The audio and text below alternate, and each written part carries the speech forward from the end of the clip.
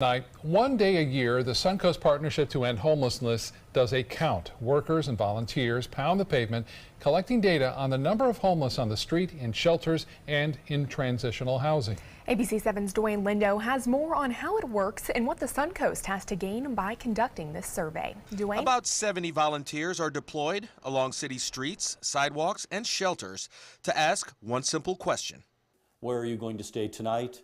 Where did you stay last night? Also to administer a point-in-time survey. Results of the survey are used to track trends in the homeless population throughout a two-county area. According to the CEO of the Suncoast Partnership to End Homelessness, Edward DeMarco, it will be 2018's homeless census, which is part of an initiative by the Federal Department of Housing and Urban Development, also known as HUD.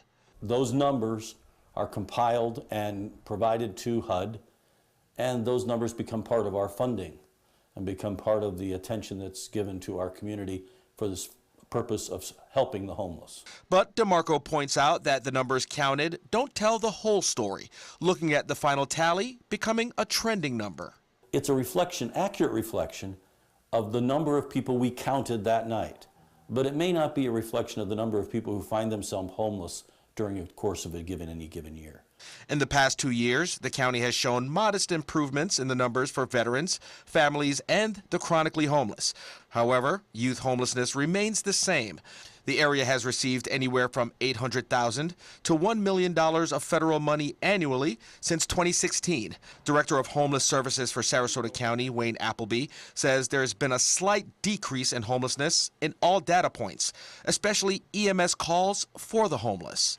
There are new resources that are being devoted, to that over the last few years by not only the county, the city, nonprofits have changed the way they're doing business. So it's a constant evolution to mold the system to be more effective. More effective for one objective, according to Appleby. The focus of the whole strategy is to move people who are unsheltered today into a permanent housing location.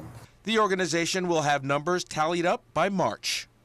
So it's a lengthy process after we get the information in, and we'll have volunteers helping us enter data for the next 4 or 5 weeks.